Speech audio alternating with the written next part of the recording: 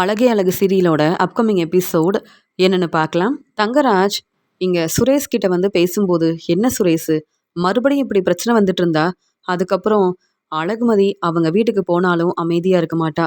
உனக்கு எந்த பிரச்சனையும் வரக்கூடாதுன்றதுக்காக தான் அழகுமதி கிட்ட நீ மன்னிப்பு கேட்கணும்னு சொன்னேன் அப்படின்னு சொல்லும்போது, தங்கராஜ் மாமா இருந்தாலும் எல்லாரும் முன்னாடியும் நான் அழகுமதி கிட்ட மன்னிப்பு கேட்டாலும் அழகுமதி எப்படிலாம் பேசுறான்னு பாத்தீங்கல்ல. இதுக்கு மேல நான் பொறுமையா இருக்கணுமா? பேசாம அழகுமதி அவங்க வீட்டுக்கே போகட்டும்னு விட வேண்டிதானே? எதுக்கு தேவையில்லாம பேசிட்டு இருக்கீங்க? அழகுமதி இந்த வீட்ல இருந்தாலும் என் பேச்ச கேட்பாளா? இல்லையே. அப்புறம் எதுக்கு அழகுமதி இந்த வீட்ல இருக்கணும் அப்படின்னு சொல்லும்போது, அழகுமதி இந்த வீட்ல இருந்தாதான் உனக்கு எந்த பிரச்சனையும் வராதுன்னு எனக்கு தெரியும். ஆமா, நீ எதுக்கு முதல்ல அழகுமதி கிட்ட ரொம்ப கோவமா பேசுன? நீ பொறுமையா இருந்தா தானே உன்னுடைய வேலைய நல்லபடியா செய்ய முடியும். ஏற்கனவே அழகுமதி உன்னுடைய ஆஃபீஸ்க்கு வந்திருக்காங்க. அந்த சார் உன்கிட்ட என்ன சொன்னாருன்னு உனக்கு ஞாபகம் இருக்கா? மறுபடியும் அழகுமதி வந்து என்கிட்ட பேசினாங்கன்னா, சுரேஷ் உங்களுக்கு நான் சப்போர்ட் பண்ணவே மாட்டேன்னு சொல்லியிருக்காரு. இதெல்லாம் யோசிக்காம, புரிஞ்சுக்காம, ஏன் சுரேஷ் இப்படிலாம் தேவையில்லாத வேலை செய்றேன்னு சொல்லும்போது, தங்கராஜ் மாமா, நீங்க தானே நான் சந்தோஷமா என்னுடைய வாழ்க்கைய பார்த்துக்கணும்னு சொன்னீங்க. அழகுமதி கிட்ட பொறுமையா நீ பேசணும்னு சொன்னீங்க. அப்படிதான் நானும் பொறுமையா பேசினேன். அழகுமதி என் பேச்ச கேட்க மாட்டேங்கிறாளே! அப்படின்னு சொல்லும்போது, அப்ப இந்த பிரச்சனைக்கு காரணமே நான் தான்னு சொல்றியா சுரேஷு? அப்படின்னு பேசிட்டு இருக்கும்போது, அங்க வந்த ரேவதி சொல்றாங்க. அப்ப உங்க பேச்ச கேட்டு தான் சுரேஷ் இப்படி தேவையில்லாத வேலைய செஞ்சிருக்கானா? இந்த உண்மை வீட்ல எல்லாருக்கும் தெரியுமா சுரேஷு? சுரேஷு என்ன பேசிட்டு இருக்க சுரேஷு? எப்ப பார்த்தாலும் என் வீட்டுக்காரர் தங்கராஜ் பேச்ச கேட்டதுனால தான் உனக்கு நெறைய பிரச்சனை வருது. உங்களுக்கு எதுக்கு இந்த தேவையில்லாத வேலை? சுரேஷுக்கு தன்னுடைய வாழ்க்கைய எப்படி பார்த்துக்கணும்னு தெரியாதா? எல்லா பிரச்சனைக்கும் காரணம் நீங்க தான் தங்கராஜ் அப்படின்னு ரேவதி ரொம்ப கோவமா பேசும்போது, என்ன ரேவதி ரொம்ப சத்தமா பேசுற? இதெல்லாம் உனக்கு தேவையில்லாத வேலை. நீ முதல்ல இங்கிருந்து கிளம்பு. சுரேஷோட வாழ்க்கை சந்தோஷமா இருக்கும்னு நினைச்சேன். அழகுமதியால இப்படி பிரச்சனை வரும்னு எனக்கு என்ன தெரியும் அப்படின்னு சொல்றாரு தங்கராஜ். இனியாவது சுரேஷ் நீ கொஞ்சம் பொறுமையா இரு. உன்னால மறுபடியும் பிரச்சனை வந்தா அப்புறம் அப்பா அம்மா ரொம்ப மனசு வேதனைப்படுவாங்க சுரேஷ் அப்படின்னு சொல்லும்போது, நானும் பொறுமையா தான் இருக்கணும்னு நினைக்கிறேன். ஆனா அழகுமதியால தான் பிரச்சனை வருது. நீங்க யாருமே என்னை புரிஞ்சுக்கவே மாட்டிக்கிறீங்க அப்படின்னு சுரேஷ் ரொம்ப கோவமா பேசிட்டு அங்கிருந்து கிளம்புறாரு. ரேவதி சொல்றாங்க, நீங்க எதுக்கு தேவையில்லாம சுரேஷோட வாழ்க்கையில தலையிடுறீங்க? நீங்க எதுக்காக சுரேஷ்க்கு இப்படிலாம் யோசனை சொல்றீங்க? ஏற்கனவே நம்ம வீட்ல இருக்கும்போது நீங்க சொன்ன யோசனையால தான் சுரேஷ்க்கு வந்து நெறைய பிரச்சனை வந்தது. மறுபடியும் இந்த பிரச்சனைக்கு காரணம் நீங்க தானா? அப்படின்னு ரேவதி கேள்வி கேட்கும்போது, சரி ரேவதி, நம்ம வீட்டுக்கு கிளம்பலாமா? அப்படின்னு சொல்றாங்க. நான் என் அம்மா அப்பா கிட்ட பேசிட்டு வரேன் அப்படின்னு சொல்லிட்டு ரேவதி அங்கிருந்து கிளம்புறாங்க. ரேவதி ஏற்கனவே எங்க வீட்ல பிரச்சனை செய்றா. ஆனாலும் போனா போதுன்னு ரேவதியோட அம்மா அப்பாவுக்கு சப்போர்ட் பண்ணி பேசுறதுக்காக வந்தா ரேவதி என்கிட்டயே கேள்வி கேட்குறாளா? அப்படின்னு இங்க ரேவதி மேல ரொம்பவே கோவமா இருக்காரு தங்கராஜ். வீட்டுக்கு போனதுக்கு அப்புறம் ரேவதி கிட்ட பேசிக்கலாம் அப்படின்னு தங்கராஜ் வந்து யோசிக்கிறாரு. அழகுமதி வந்த உடனே இங்க ராஜலட்சுமி கேள்விக்கு மேல கேள்வி கேட்குறாங்க. என்ன உன்னுடைய அப்பா அம்மா வந்து உனக்கு புத்திமதி சொல்லுவாங்க. நீ இந்த குடும்பத்தை புரிஞ்சுப்பேன்னு நினைச்சேன். ஆனா அவங்க உனக்குன்னு எந்த ஒரு அறிவுரையும் சொல்லாம எங்ககிட்ட கேள்வி கேட்குறாங்க. பேசாம அவங்க கூடயே உன்னுடைய வீட்டுக்கு நீ போயிருக்க வேண்டியதானே? எங்களுக்கு எந்த பிரச்சனையும் வராம இருந்திருக்கும். ஏன் முன்னாடியே என் பையன் சுரேஷ பலார்னு வெளுத்து வாங்குற. ஆனா உன்னுடைய அப்பா அம்மா உனக்கு சப்போர்ட் பண்ணி பேசுறாங்க. என்ன இதெல்லாம்? அவங்கள எதுக்கு தான் இங்க வர வச்சோன்னு தெரியல. பேசாம நீ உங்க வீட்டுக்கே போயிருக்கலாம். நாங்களாவது இந்த வீட்ல நிம்மதியா இருந்திருப்போம் அப்படின்னு சொல்லும்போது, நானும் என் வீட்டுக்கு போகணும்னு தான் நினைச்சேன். ஆனா தங்கராஜனன் தானே இனி பிரச்சனை வராதுன்னு பேசினாரு. ஏன் அப்பா அம்மா எனக்கு தான் சப்போர்ட் பண்ணுவாங்க. நீங்க மட்டும் உங்க பையன் சுரேஷுக்கு சப்போர்ட் பண்ணல. ஆனா சுரேஷ் என்ன செஞ்சாலும் சரின்னு சொல்றீங்க. ஆனா என்கிட்ட மட்டும் கேள்வி கேட்குறீங்களே அப்படின்னு இங்க ராஜலட்சுமி கிட்ட பேசுறாங்க. அழகுமதி பாத்தீங்களா? அவங்க அப்பா அம்மா இப்பதான் கிளம்புனாங்க. உடனே அழகுமதி இப்படிலாம் பேச ஆரம்பிச்சிட்டா. தங்கராஜ் மாப்பிள, நீங்களே பேசாம பேசி அழகுமதிய அவங்க வீட்டுக்கு போக சொல்லுங்களேன். பேசாம அழகுமதி அவங்க வீட்ல இருந்து அவளுக்கு பிடிச்ச வேலைய செய்யட்டும். எங்க வீட்டுக்கு என்னைக்கு அழகுமதி மருமகளா வந்தாலோ அன்னையிலிருந்து இப்படிதான் ஏதாவது ஒரு பிரச்சனை வந்துகிட்டே இருக்கு. எத்தனை முறை அழகுமதியோட அப்பா அம்மா வந்து எங்ககிட்ட மன்னிப்பு கேட்டிருப்பாங்க. ஆனா இன்னும் அழகுமதி எங்க பேச்ச கேட்க மாட்டிக்கிறாளே. இதுக்கு மேல நாங்க என்னதான் செய்யறதுன்னு எங்களுக்கே புரியல தங்கராஜ் மாப்பிள அப்படின்னு சொல்லும்போது, நீங்க கொஞ்சம் பொறுமையா இருங்க. அதான் அழகுமதியோட அப்பா அம்மா வந்து பேசியிருக்காங்கல்ல. இனி அழகுமதியும் தேவையில்லாம பிரச்சனை செய்ய மாட்டாங்க. அப்படிதானே அழகுமதி அப்படின்னு தங்கராஜ் கேள்வி கேட்கும்போது, நான் எதுக்காக பிரச்சனை செய்ய போறேன்? அதே மாதிரி சுரேஷ் தேவையில்லாம பேசினா நானும் சுரேஷ்க்கு சரியான பதில் கொடுப்பேன். அதை நீங்க புரிஞ்சுக்கணும் அப்படின்னு சொல்லும்போது, அழகுமதிக்கு வேலைக்கு போகணும். தன்னுடைய குடும்பத்தை பார்த்துக்கணும். ஆனா எங்க பேச்ச கேட்கவே கூடாது. வீட்ல இருக்க வேலையும் செய்யக்கூடாது. கிச்சன் பக்கம் அழகுமதி வந்ததே இல்ல. எங்க வீட்டு மருமக தானே அழகுமதி. ஆனா எங்க பேச்ச கேட்கணும் தானே. மலர் இந்த வீட்டோட மூத்த மருமக. எங்களுக்காக எல்லா வேலையும் செஞ்சு கொடுக்குறா. மலர நினைச்சு நாங்க சந்தோஷப்படுறோம். ஆனா அழகுமதி இந்த வீட்டுக்கு வந்ததுல இருந்து பிரச்சனை மட்டும்தான் செய்றா. எப்படி நாங்க சந்தோஷமா இருக்க முடியும்? எங்களுக்கு வர வர நிம்மதியும் இல்ல, சந்தோஷமும் இல்ல அப்படின்னு சொல்றாங்க ராஜலட்சுமி. இப்பவே ஏன் இப்படிலாம் பேசுறீங்க? என் அப்பா அம்மா தான் என்ன நல்லா பாத்துக்கிறேன், என் பொண்ணு அழகுமதிய கூப்பிட்டு போறேன்னு சொன்னாங்கல்ல. அப்பவே சரின்னு சொல்லியிருந்தா நான் என் வீட்டுக்கு கிளம்பியிருப்பேன். எதுக்கு தேவையில்லாம பேசிட்டு இருக்கீங்கன்னு சொல்லும்போது அங்க வந்து ரேவதி சொல்றாங்க, சரி அழகுமதி, உன் மேல எந்த தப்புமே இல்ல. எனக்கு புரியுது. சுரேஷால தான் பிரச்சனை வந்திருக்கு. நீ கொஞ்சம் பொறுமையா இரு. அவ்வளவுதான். நீ வந்து ரெஸ்ட் எடு. சரியா தூங்கியிருக்க மாட்ட. எனக்கு தெரியும். மலரணி, அழகுமதிய நல்லபடியா பாத்துக்கங்க. சுரேஷால மறுபடியும் எந்த பிரச்சனையும் வராம அழகுமதிய நீங்க தான் பாத்துக்கணும். நான் நம்ம வீட்லயே இருந்தா அழகுமதிய நானே நல்லபடியா பாத்துப்பேன். அது மட்டும் இல்லாம அப்பப்ப நம்ம வீட்டுக்கும் வர முடியாது. இப்படி ஏதாவது பிரச்சனை வந்தா உடனே எங்ககிட்ட சொல்லுங்க. அது மட்டும் இல்லாம அழகுமதிக்கு தான் நான் எப்பயுமே சப்போர்ட் பண்ணுவேன். அம்மா, நீங்க சுரேஷ்க்கு சப்போர்ட் பண்ணும்போது அழகுமதியோட அப்பாவும் அம்மாவும் சரியா தான் அழகுமதிக்கு சப்போர்ட் பண்ணியிருக்காங்க. எனக்கு தான் நீங்க எப்பயுமே சப்போர்ட் பண்ண மாட்டீங்க, புரிஞ்சுக்க மாட்டீங்க, என் வாழ்க்கைய பத்தி யோசிக்க மாட்டீங்க. ஆனா அ இங்க அழகுமதியோட அப்பாவும் அம்மாவும் இன்னைக்கு அழகுமதிக்காக பேசுனத பார்க்கும்போது எனக்கு ரொம்ப சந்தோஷமா இருந்தது அப்படின்னு இங்க ரேவதி சொல்றத கவனிக்கிறாரு தங்கராஜ். என்ன ரேவதி ரொம்ப பேசுறாளே! இதெல்லாம் சரியில்லையே! வீட்டுக்கு போன உடனே கண்டிப்பா ரேவதி கிட்ட பேசணும். ரேவதி கிட்ட பேசி புரிய வைக்கணும் அப்படின்னு சொல்லிட்டு, சரி மாமா, அதான் பிரச்சனையெல்லாம் சரியாயிருச்சுல்ல. என்ன இருந்தாலும் அழகுமதி நம்ம வீட்டு மருமக. சுரேஷ்கிட்டயும் நான் பேசியிருக்கேன். இனி எந்த பிரச்சனையும் வராது. நீங்களும் பொறுமையா இருங்க. அழகுமதி, வேலை கிடைக்கிற வரைக்கும் இங்க மலருக்கு நீங்க சப்போர்ட் பண்ணலாம். வீட்ல இருக்க வேலைய பொறுப்பா பார்த்துக்கலாம். ஏன்னா நீங்களும் இந்த வீட்டு மருமக தான் அப்படின்னு தங்கராஜ் பேசிட்டு அங்கிருந்து கிளம்புறாரு. மலர் வந்து சொல்றாங்க, இல்ல அழகுமதி, நீ வந்து ரெஸ்ட் எடு. நீ எந்த வேலையும் செய்ய வேண்டாம். நான் பார்த்துக்கிறேன் அப்படின்னு சொல்லும்போது தங்கராஜ் மாப்பிளையும் ரேவதியும் பேசிட்டு கிளம்பிட்டாங்க. ஆனா மலர் நம்ம பேச்ச கேட்காம அழகுமதி நல்லா ரெஸ்ட் எடுக்கணும், வீட்ல இருக்க வேலையை நான் பார்த்துக்கிறேன்னு சொல்றா. மலர் இந்த வீட்டு மூத்த மருமக. நம்ம பேச்ச கேட்டிருந்தா இப்படி ஒரு பிரச்சனை வருமா? மலர் பேச்ச அழகுமதி கேட்கணும். அழகுமதிக்கு எல்லா வேலையும் மலர் செஞ்சு கொடுக்குறா. இதெல்லாம் தேவையா? இப்படி மலர், பாக்யராஜ், ரேவதி எல்லாரும் அழகுமதிக்கு ரொம்பவே சப்போர்ட் பண்றதால அழகுமதி கொஞ்சம் கூட நம்ம பேச்ச கேட்கவே மாட்டிக்கிறா அப்படின்னு இங்க ராஜலட்சுமி ரொம்ப கோவமா பேசிட்டு இருக்காங்க. ராகவன் சொல்றாங்க, அதான் தங்கராஜ் மாப்பிள்ள சொன்ன மாதிரி இந்த பிரச்சனையெல்லாம் சரியாயிருச்சுல, மறுபடியும் எதுக்கு இப்படிலாம் பேசிட்டு இருக்க? நீயும் நேத்து சரியா தூங்கவே இல்லை. நீயும் வந்து ரெஸ்ட் எடு. ஏற்கனவே ரொம்ப முடியாம இருக்க. எப்படியும் மலர் கிச்சன்ல இருக்க வேலையெல்லாம் பார்த்துக்க போறா. அழகுமதி என்னைக்கும் கிச்சனுக்கு வரப்போறதே இல்லை. அப்புறம் நம்ம பேசி மட்டும் என்ன பிரயோஜனம் இருக்கு? நம்ம வீட்டு மருமக அழகுமதி என்னைக்கும் நம்ம பேச்ச கேட்க போறதே இல்லை ராஜலட்சுமி. ஆனா சுரேஷோட வாழ்க்கையை நினைச்சு பார்த்தாதான் ரொம்பவே மனசு வேதனையா இருக்கு. இன்னும் அழகுமதியால என்னென்ன பிரச்சனை வரப்போகுதுன்னே தெரியல அப்படின்னு ராகவன் சொல்லிட்டு தன்னுடைய ரூமுக்கு வராரு. ஆமாங்க, என்ன செய்யறதுனே தெரியல அப்படின்னு ரொம்பவே பதட்டமா பேசிட்டு இருக்காங்க ராஜலட்சுமி. தன்னுடைய ரூமுக்கு வந்த அழகுமதி ரொம்ப மனசு வேதனைப்படுறாங்க. என் அப்பா அம்மா மறுபடியும் இந்த வீட்டுக்கு வரவே கூடாது அப்படின்னு நினைச்சேன். அப்படியே வந்தாலும் இந்த வீட்டில் இருக்க யாருமே அவங்களுக்கு தர வேண்டிய மதிப்பு மரியாதையை தராம நிக்க வச்சு பேசுறாங்க. ஏன், அவங்க இவங்களோட சம்மந்தி தானே, அவங்கள உட்கார வச்சு பொறுமையா பேசலாம்ல. ஆனா யாருமே என் அப்பா அம்மாவை பத்தி யோசிக்க மாட்டாங்க. ஆனா இன்னைக்கு என் அப்பாவும் அம்மாவும் எனக்காக சப்போர்ட் பண்ணி பேசியிருக்காங்க. நீ இனியும் இந்த வீட்டில் இருக்க வேண்டாம், நம்ம வீட்டுக்கே வந்துரு அழகுமதி அப்படின்னு என் அப்பாவும் அம்மாவும் பேசும்போது எனக்கு அவ்வளோ சந்தோஷமா இருந்தது. எனக்காக சப்போர்ட் பண்ண என் அப்பா அம்மா இருக்காங்கன்னு எனக்கு அவ்வளோ நம்பிக்கையா இருந்தது.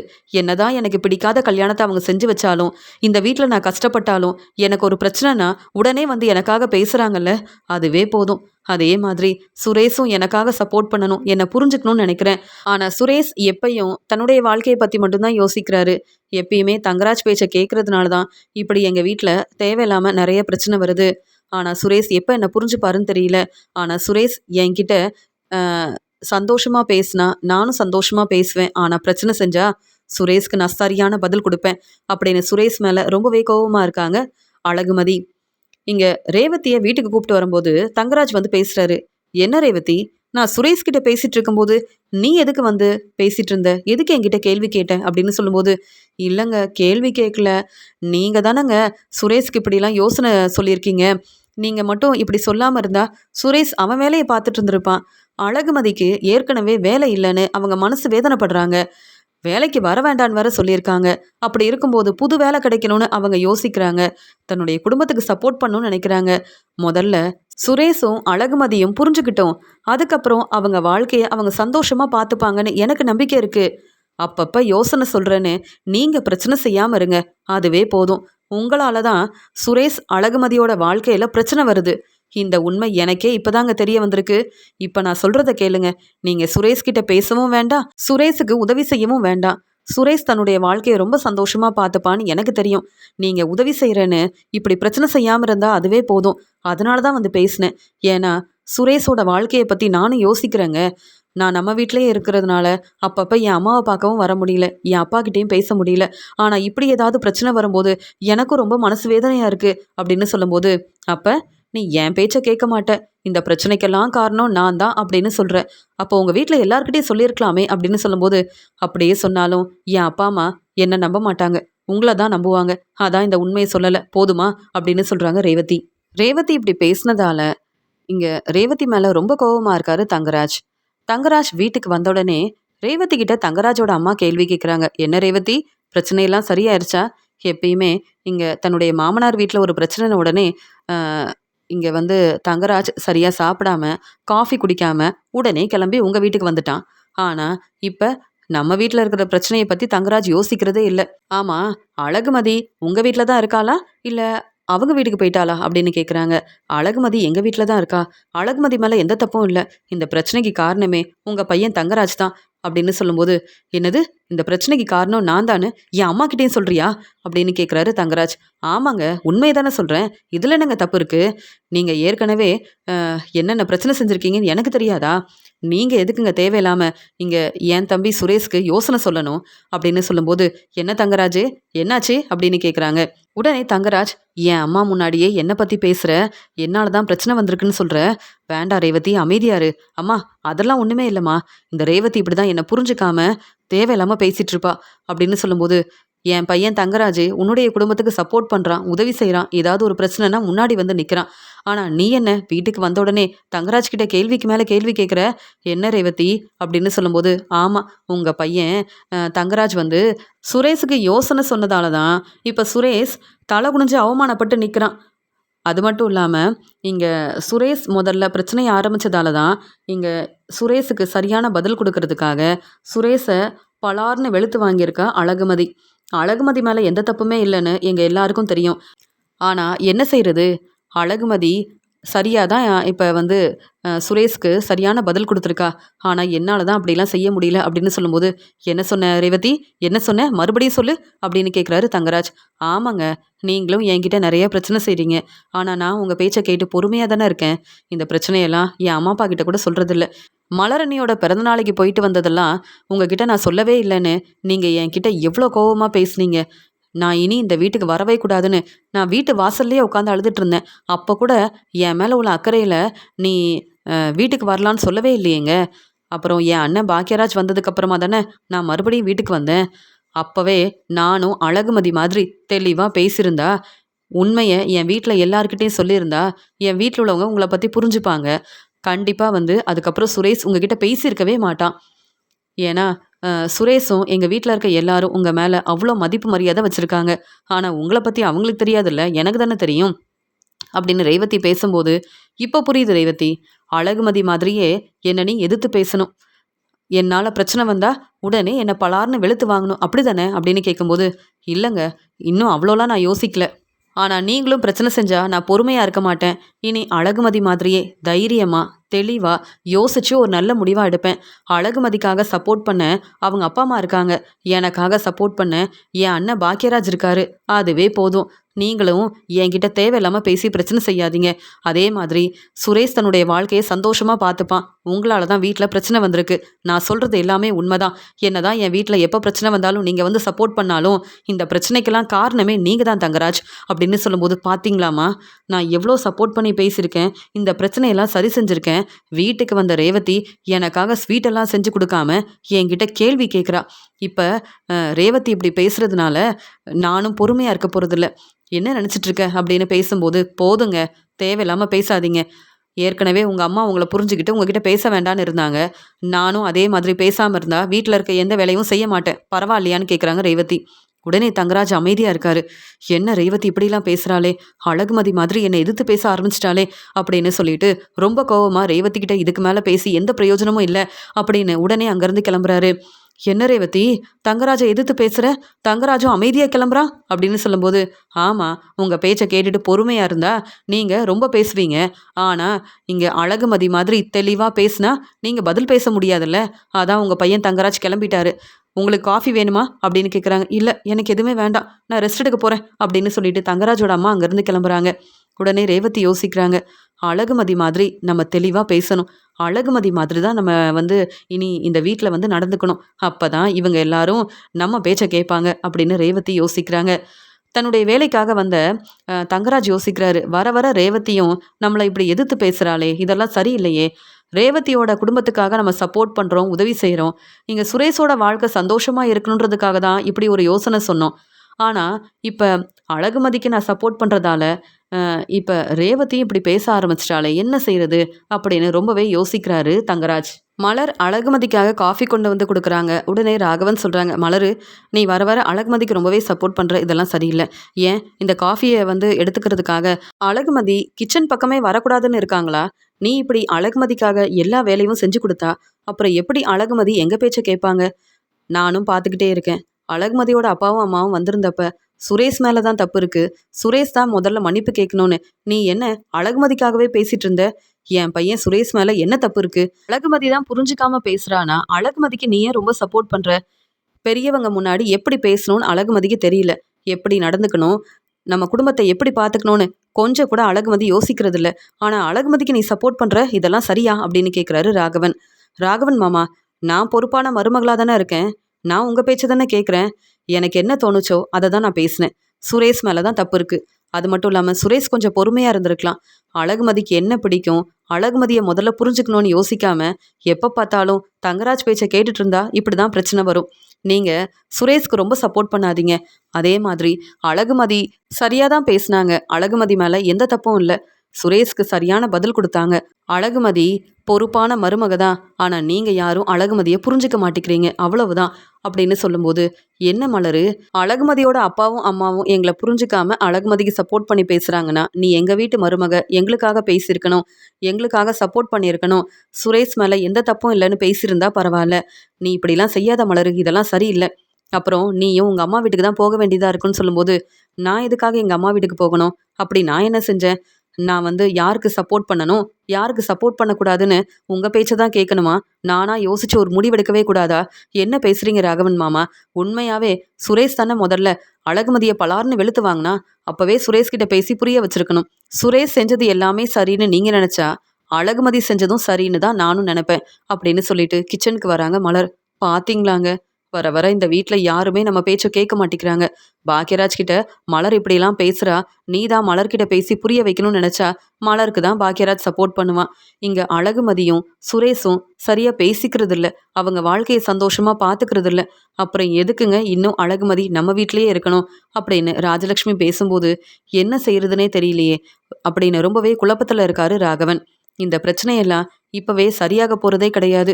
தங்கராஜ் மாப்பிள வந்து பேசினாலும் கண்டிப்பா அழகுமதி நம்ம பேச்ச கேட்க போறதும் கிடையாது. என்ன செய்யன்னு ஒண்ணுமே புரியலன்னு ரொம்பவே குழப்பத்துல இருக்காரு ராகவன். ரேவதி எப்பயும் போல தங்கராஜ் வீட்டுக்கு வந்த உடனே சாப்பாடெல்லாம் எடுத்து வைக்கிறாங்க. அந்த சமயம் ரேவதி மேல உள்ள கோவத்துல இன்னைக்கு கண்டிப்பா ரேவதிக்கு சரியான பதில் கொடுக்கணும். ரேவதி நம்ம பேச்ச கேட்காம இப்பவே எதிர்த்து பேச ஆரம்பிச்சிட்டா. இனி நம்ம பொறுமையாவே இருக்கக்கூடாது அப்படின்னு தங்கராஜ் வந்த உடனே சாப்பாடெல்லாம் எடுத்து வைக்க சொல்றாரு. ரேவதியும் பொறுப்பா அவங்க வேலையை சரியா செய்றாங்க. ஆனா வேணும்னே, "என்ன சாப்பாடெல்லாம் செஞ்சிருக்க? சாப்பிடவே முடியல. உனக்கு உன்னுடைய வேலையவே சரியா செய்ய தெரியல. ஆனா என்கிட்ட கேள்வி கேட்குறியா? அப்பவே உங்க வீட்ல எல்லார்கிட்டயும் உன்னை பத்தி நான் சொல்லியிருக்கணும். உன்னால தான் எங்க வீட்ல பிரச்சனை வருதுன்னு. ஆனா இப்ப வரைக்கும் உன்னை பத்தி நான் எதுவுமே சொல்லலையேன்னு" சொல்லும்போது, "ஏங்க சொல்லல? என் அப்பா அம்மாவ பத்தி பேசினத அப்படியே வந்து அவங்க முன்னாடி சொன்னீங்களே. உங்களுக்கு ஞாபகமே இல்லையா? அதனால தான் நீங்க பேசினத உங்க அம்மாகிட்ட சொன்னேன். அப்புறம் என்னங்க, என்ன பத்தி எதுவுமே சொல்லலன்னு சொல்றீங்க? நீங்க எப்ப என்ன பேசுவீங்கன்னே தெரியாதுங்க. ஆனா கொஞ்சம் கூட யோசிக்காம பேசுவீங்க" அப்படின்னு சொல்லும்போது, "பாத்தியா, என்ன நீ புரிஞ்சுக்கவே இல்ல. உன்னால தான் எங்க வீட்ல பிரச்சனை வருது. என் அம்மா சரியா என்கிட்ட பேச மாட்டேங்கிறாங்க. உனக்கு தான் தெரியுமே, இந்த பிரச்சனைக்கெல்லாம் காரணம் நீ தான். நான் சொன்ன உண்மைய அப்படியே எங்க அம்மாகிட்ட வந்து சொன்னேன். என் அம்மா அ என்கிட்ட சரியா பேசாம இருக்கிறாங்க. ஆனா நான் கொஞ்சம் கூட சந்தோஷமே இல்லாமல் இருக்கேன். ஆனால் நீ மட்டும் ரொம்ப நிம்மதியாக இருக்க, அப்படி தானே அப்படின்னு கேட்கும்போது, இல்லைங்க, இந்த வீட்டில் நான் கொஞ்சம் கூட சந்தோஷமாகவும் இல்லை, நிம்மதியாகவும் இல்லை. உங்களால் எப்போ எனக்கு பிரச்சனை வருமோன்னு தெரியலையேன்னு யோசனை பண்ணிக்கிட்டே இருக்கேன். இப்போ சாப்பிட்டுட்டு நீங்கள் போய் ரெஸ்ட் எடுக்கிறீங்களா, இல்லை வேணும்னே பிரச்சனை செய்யணும்னு நினைக்கிறீங்களா? நான் சரியாக தான் சாப்பாடெல்லாம் செஞ்சுருக்கேன். உங்களுக்கு என்ன பிடிக்கும்னு கேட்டு தான் சமைச்சு வச்சுருக்கேன். ஆனால் நீங்கள் தான் வேணும்னே இப்படிலாம் பேசுகிறீங்க அப்படின்னு சொல்லும்போது, வேணும்னே பேசுகிறேன்னா? நீ வேணும்னா சாப்பிட்டு பாரு. சாப்பாடெல்லாம் கொஞ்சம் கூட ருசியே இல்லை. இப்படி சமைச்சா எப்படி சாப்பிட முடியும்? நீ வேணும்னே எனக்கு நல்லா சமைச்சு கொடுக்கக்கூடாதுன்னு நினைக்கிற. எனக்கு என்னெல்லாம் பிடிக்காதுன்னு தெரிஞ்சுக்கிட்டு இப்படி சாப்பாடெல்லாம் செஞ்சு கொடுக்குற. என்னால் இந்த சாப்பாடெல்லாம் செய்ய முடியாது. இப்போவே எனக்கு என்ன பிடிக்குமோ அந்த சாப்பாடெல்லாம் செஞ்சு கொடுன்னு சொல்கிறாங்க. என்னங்க சொல்கிறீங்க? நம்ம பசங்கள்லாம் ரெஸ்ட் எடுக்கிறாங்க. நான் நம்ம பசங்கள பார்த்துக்கிறதுக்காக போகணும். இப்போ உங்களுக்காக சமைச்சு கொடுத்தா நான் எப்போ ரெஸ்ட் எடுக்க முடியும்? இப்படி வேலை செஞ்சுக்கிட்டே இருக்கணுமா? கிச்சனில் இருக்க வேலையை நீங்கள் சொல்கிற வேலையை செஞ்சுக்கிட்டே இருக்கணுமா அப்படின்னு சொல்லும்போது, ஆமாம், அதுக்கு தானே இந்த வீட்டுக்கு மருமகளாக இருக்க அப்படின்னு சொல்லும்போது, உங்களுக்கு பிடிக்கலன்னா சாப்பிடாதீங்க. ஆனால் நீங்கள் சொல்கிற வேலையை என்னால் செய்ய முடியாது. எனக்கும் தூக்கம் வருதுங்க. நானும் ரெஸ்ட் எடுக்கணும். எவ்வளோ நேரங்க இந்த வீட்டில் இருக்க வேலையை செய்ய முடியும்னு கேட்கும்போது, அப்போ என் பேச்சை கேட்க மாட்டியா? என் பேச்சை கேட்கலன்னா எதுக்குடி என் வீட்டில் இருக்க? உன்னுடைய தம்பி சுரேஷ்க்கு சப்போர்ட் பண்ணுற, அழகுமதிக்கு சப்போர்ட் பண்ணுற, இப்போ அழகுமதி மாதிரியே பேச ஆரம்பிச்சிட்டேன் அப்படி தானேன்னு சொல்லும்போது, இல்லைங்க, நான் இத்தனை நாள் இப்படி பேசாமல் இருந்தது என்னுடைய தப்பு தான்.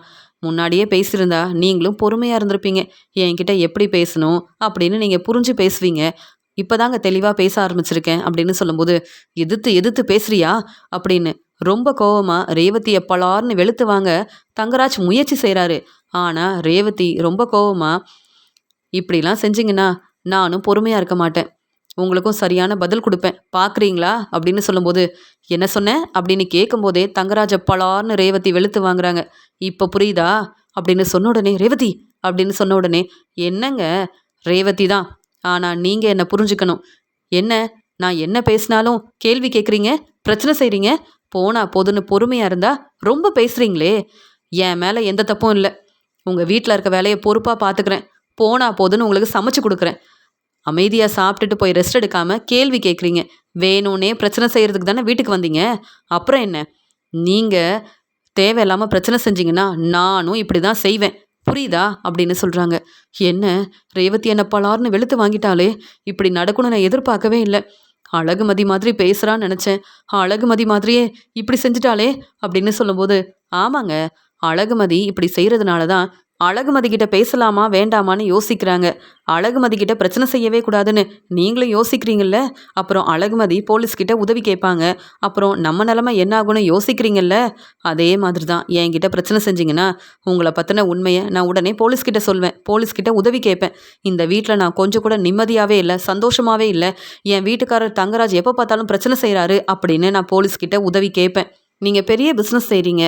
அதனால் எங்கள் வீட்டில் உள்ள எல்லாரும் உங்களுக்கு தர வேண்டிய மதிப்பு மரியாதையே கொடுக்குறாங்க. உங்கள் மேலே அவ்வளோ நம்பிக்கை வச்சுருக்காங்க. அதனால் என் பேச்சை கூட என் அப்பா அம்மா கேட்க மாட்டாங்க. இனி என்னுடைய வாழ்க்கைக்காக நான் தான் பேசுவேன். என் வீட்டில் சுரேஷு, பாக்கியராஜ், என் அப்பா அம்மானு இவங்ககிட்ட உதவி கேட்க போகிறதே இல்லை. நீங்கள் பிரச்சனை செஞ்சீங்கன்னா நானும் உங்களுக்கு சரியான பதில் கொடுக்க தான் செய்வேன். இப்போ அமைதியாக போய் ரெஸ்ட் எடுக்கிறீங்களா, இல்லை உங்களுக்காக மறுபடியும் சமைச்சு கொடுக்கணுமா அப்படின்னு ரேவதி கேள்வி கேட்குறாங்க. இல்லை ரேவதி, நீ சமைச்சு கொடுக்க வேண்டாம். நான் இந்த சாப்பாடையே சாப்பிட்றேன். சாப்பாடு ருசியாக தான் இருக்குது. நான் தான் வேணும்னே தெரியாமல் பிரச்சனை செஞ்சுட்டேன். என்னை மன்னிச்சிரு ரேவதின்னு சொல்கிறாங்க. பரவாயில்லையே, நான் சரியாக தான் பேசியிருக்கேன். அதனால தானே என்கிட்ட மன்னிப்பு கேட்குறீங்க. இத்தனை நாள் நீங்கள் பேசுனதை கேட்டுட்டு பொறுமையாக இருந்தேன். உங்ககிட்ட நான் தான் மன்னிப்பு கேட்டேன். உங்களால் தான் பிரச்சனை வருதுன்னு தெரிஞ்சுக்கிட்டே உங்ககிட்ட மன்னிப்பு கேட்டேன். ஏன்னா என் அப்பா அம்மாவுக்காக, என் வாழ்க்கையை நினச்சி அவங்க கஷ்டப்படக்கூடாதுன்னு நினச்சேன். ஆனால் இப்போ என் வாழ்க்கைக்காகவும் எனக்காகவும் நானே பேச ஆரம்பித்த உடனே என்கிட்ட நீங்கள் மன்னிப்பு கேட்குறீங்களா? நீங்கள் தான் தேவையில்லாமல் பிரச்சனை செய்கிறீங்கன்னு புரிஞ்சுக்கிட்டீங்களா? அதுவே எனக்கு போதும். சீக்கிரமாக சாப்பிட்டுட்டு உங்கள் வேலையை பாருங்கள் அப்படின்னு சொல்லிட்டு ரேவதி அங்கேருந்து கிளம்புறாங்க. என்ன இந்த ரேவதி இப்படிலாம் பேசுகிறா? அது மட்டும் இல்லாமல் நான் தான் தேவையில்லாமல் ரேவதிக்கிட்ட மன்னிப்பு கேட்டுட்டேன். ஏன்னா ரேவதி உடனே போலீஸ்கிட்ட உதவி கேட்குறேன்னு வேற சொன்னாலே, வேற வழி இல்லாமல் நான் ரேவதிக்கிட்ட மன்னிப்பு கேட்டேன். இப்படிலாம் நடக்கணும்னு நான் யோசிக்கவே இல்லை. இந்த பிரச்சனைக்கெல்லாம் காரணம் அழகுமதி. ரேவதி இப்படிலாம் பேசுவான்னு நான் யோசிக்கவே இல்லை. இனி ரேவதியை எதிர்த்து பேசவும் முடியாது. ஏன்னா ரேவதி உடனே போலீஸ்கிட்ட உதவி கேட்டால் என் நிலைமை என்ன ஆகுறது? நான் எவ்வளோ பெரிய பிஸ்னஸ் செய்கிறேன். நான் நல்லபடியாக சம்பாதிக்கிறேன். என் குடும்பத்தை ரொம்ப நல்லா பார்த்துக்கிறேன். இந்த வீட்டில் இருக்க எல்லாரும் ரொம்ப சந்தோஷமாக இருக்காங்க அப்படின்னு இங்கே ராகவன் வீட்டில் எல்லாரும் என்னை பற்றி ரொம்ப பெருமையாக யோசிக்கிறாங்க. அதனால தான் ராகவனும் ராஜலக்ஷ்மியும் இங்கே என்னை தலையில் தூக்கி வச்சு கொண்டாடுறாங்க. இந்த உண்மைய ரேவதி சுரேஷ் கிட்ட சொன்னா அவ்வளவுதான். சுரேஷ் என்னை பத்தி என்ன யோசிப்பான்? நாம தான் கொஞ்ச நாள் பொறுமையா இருக்கணும். அதுக்கப்புறம் இந்த ரேவதிக்கு சரியான பதில் கொடுப்பேன். இப்ப நான் பொறுமையா தான் இருக்கணும் அப்படின்னு உடனே தங்கராஜ் அங்கிருந்து கிளம்பி வராரு. ரேவதி யோசிக்கிறாங்க. பரவாயில்ல, தங்கராஜால என்ன பிரச்சனை வரப்போதோன்னு யோசிச்சேன். நம்ம அழகுமதி மாதிரியே பேசுனதால தங்கராஜ் அமைதியா நம்ம கிட்ட மன்னிப்பு கேட்டாரே, இப்பதான் எனக்கு நிம்மதியா இருக்கு. இப்பதான் எனக்கு சந்தோஷமா இருக்கு அப்படின்னு அழகுமதியால தான் நான் இப்படிலாம் ரொம்ப தெளிவா பேசுறேன். இன்னைக்கு தான் நான் எனக்காக பேசியிருக்கேன் அப்படின்னு ரொம்பவே சந்தோஷப்படுறாங்க ரேவதி.